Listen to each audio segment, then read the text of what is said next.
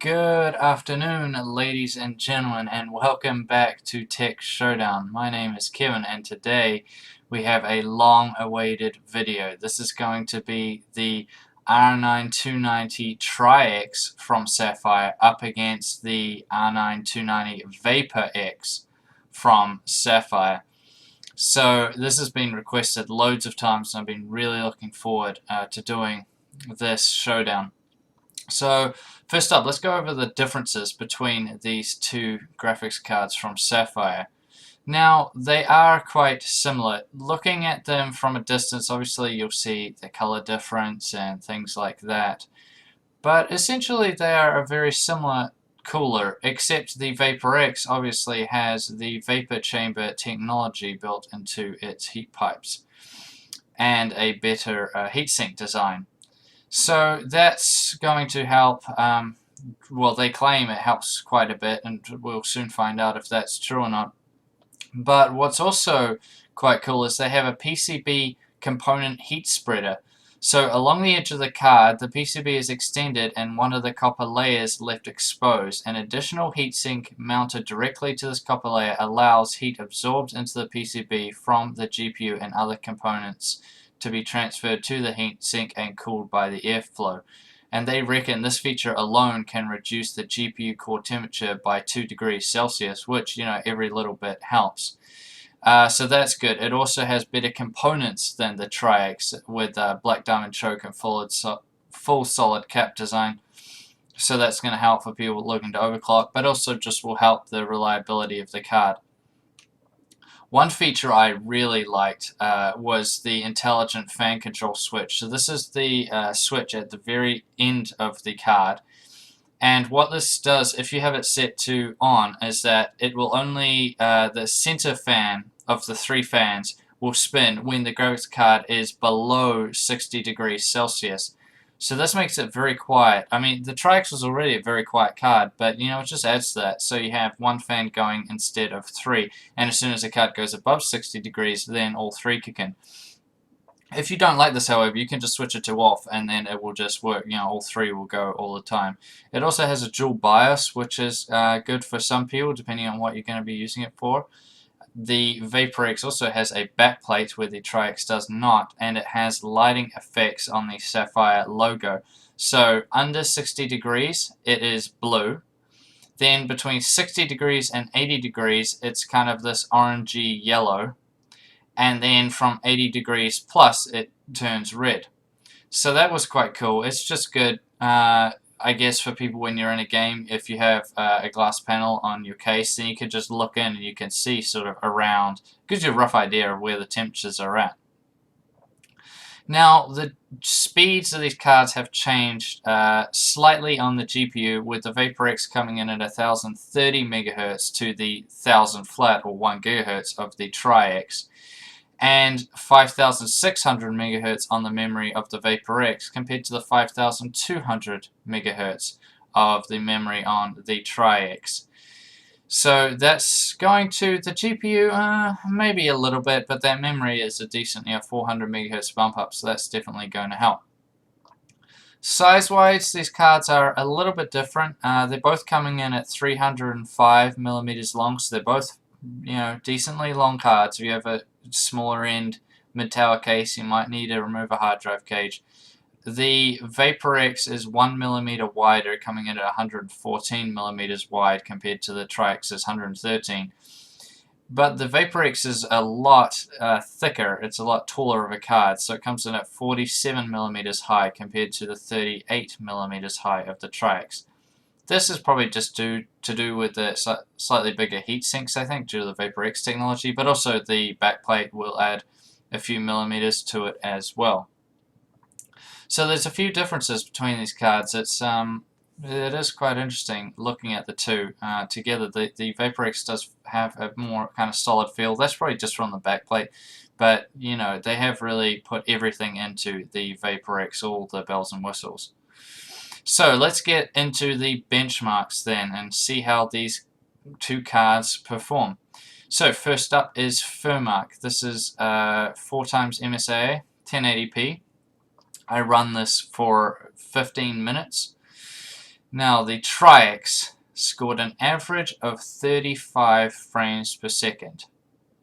The VaporX R9290 scored 37 frames per second average. So 2 frames there in favor of the VaporX. Now to Unigine Valley. This is on the Extreme HD preset. The Tri-X R9290 from Sapphire scored 58.8 frames per second average. The VaporX R9290 scored 61.4 frames per second average. So another decent little 2-3 frames there. Now Unigine Heaven 4.0, this is DirectX 11, everything maxed out. The Tri-X R9290 scored 52.1 frames per second average. The VaporX scored 54.3 frames per second average. So 2 frames there again, starting to see a pattern. Now, Heaven again, this time OpenGL, everything maxed out 1080p. The Tri-X 290, 37.2 frames per second. The VaporX 290, 38.7 frames per second. So OpenGL usually brings them a little bit closer, but yeah, that was pretty to be expected. Now onto some games. Now Tomb Raider, this is 1080p, everything maxed out without VSync. The Tri-X R9290, 78.1 frames per second. The VaporX R9290, 79.7 frames per second average. Seeing about 2 frames once again. And lastly, Bioshock Infinite. This is everything maxed out without ambient inclusion. The Tri-X R9290 from Sapphire scored an average of 113.9 frames per second. The VaporX R9290, also from Sapphire, scored 116.5. So a little bit bigger of a gap there. So through these benchmarks we can say, let's just call it an average 2.5 frames better. Now that isn't much really, but that's kind of to be expected. I mean, there's only a 30 megahertz bump up on the GPU, and there is that 400 megahertz bump up on the memory. But the main thing to pay attention to here is that these VaporX GPUs are probably a bit more binned, and that means they're kind of more like cherry picked. They're the better ones coming off the production line. They're usually just of a higher quality. That would be the best way to put it. So this means that generally you should be able to get more if you overclock out of a VaporX than a Tri-X, in theory. So that concludes the benchmarks, and yeah, as I said, it's kind of to be expected. Now the big thing is temperatures, and that's where we're going right now. So the Tri-X cools very well. I've said this so many times. I think it's one of the better coolers on the R9290, definitely compared to some of the other ones. It cools very efficiently, and it does it at a relatively low fan speed, which means it gives you lots of headroom, thermal headroom, that is, to either run if you run a very heavy overclock, then you still have quite a bit of room, but also that you have a lot of fan speed room to, make things a bit more intense. So in my furmark benchmark, I take the highest temperature I saw and the highest fan speed I saw. So usually the kind of the 290 is quite good, because I'll go up to a certain temperature and they kind of like settle at that temperature and that fan speed, and they'll just hold there. So the Tri-X 290 went up to 79 degrees Celsius, remembering the thermal limit's 95, so that's plenty, that's still got a long way to go to the thermal limit. And that was at 46% fan speed max, so that is really, really good. Very low fan speed. The VaporX R9290 in furmark reached a maximum of 73 degrees Celsius at 42% fan speed. So that is 73 versus 79, and at a lower fan speed. So the VaporX does live up to its reputation of being a more efficient cooler than the Tri-X, and I was really impressed. That is one of the lowest I've ever seen out of a R9290. almost as low, I think, very similar to the Power Color BCS Plus, but yeah, definitely one of the very better ones. Now, I also took the highest temperature I saw during the Heaven 4.0 DirectX 11 benchmark. The Tri-X R9290 reached a maximum of 74 degrees Celsius, and the VaporX reached a maximum of 70 degrees Celsius. So that one was a little bit closer, but all in all, the VaporX does cool more efficiently. I'd say averaging from what I saw with different benchmarks and different games, I'd say you'd average maybe 5-6 degrees better on the VaporX at a slightly lower fan speed than the Tri-X. But both of them score really well, but the VaporX is just outstanding. Now that leads us into noise.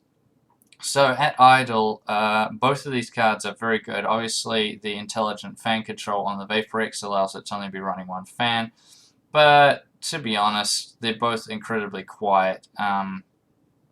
Just using it normally, I actually didn't notice much difference between the Tri-X at idle and like doing very minimal activities compared to the VaporX. Even though it turns the other two fans, the outside two fans off, you don't really notice it.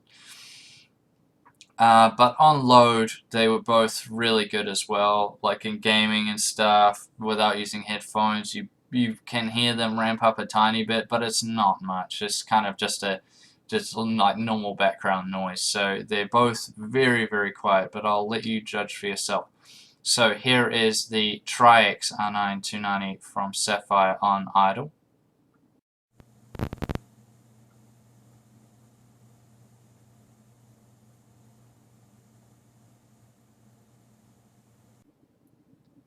And here is the VaporX 290 from Sapphire on idle.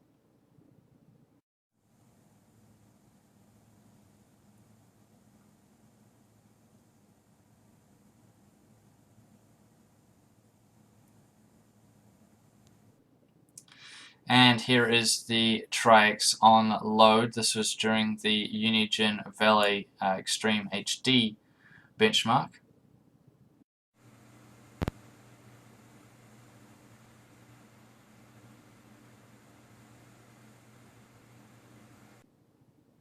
And here is the VaporX R9290 during the Unigine Valley benchmark.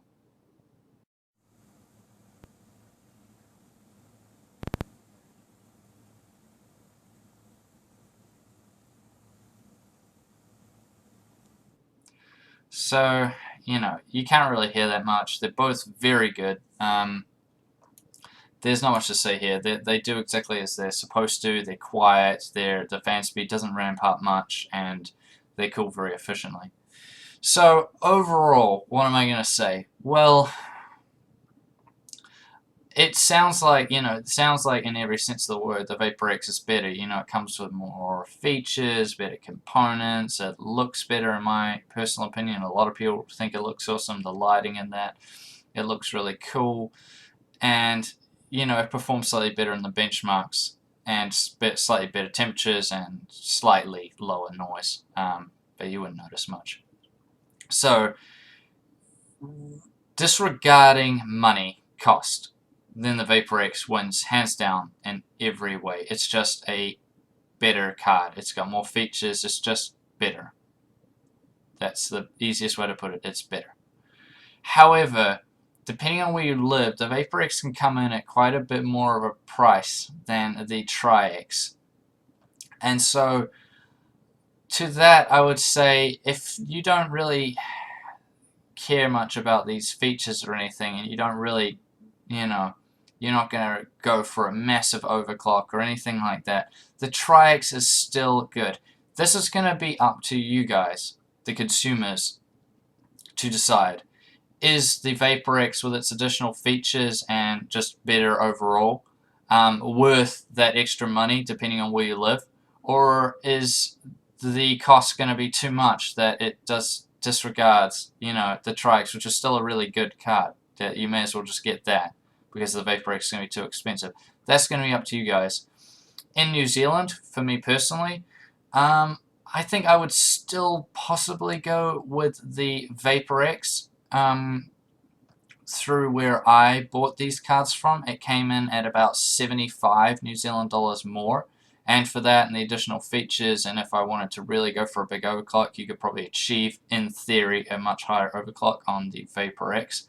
So for the extra $75, I'd probably just go for that, plus it looks awesome. But depending on where you live, if it's, you know, $100, $150 more, then I'd start really considering, especially if you're not going to overclock and it's a really big price difference, then I'd say just go with the Tri-X, because benchmark-wise, you're not going to notice much difference. Yeah, it might not look as fancy and it might not have as much features, but it's still going to be a really solid graphics card, a really solid one. So that's what I would say. Now, I hope you enjoy this video. I hope I covered everything you wanted to. And let me know in the comments below what R9 290s, the non-reference ones anyway, you'd still like me to cover. Keep in mind that the MSI Twin Frozer Showdown will be coming up soon, so we got that one to go. But are there any other ones I've missed or anything else you'd like me to cover from the 290 series? Just let me know in the comments below. Anyways, I thank you all for watching. Thanks for watching Tech Showdown, and I'll catch you guys next time.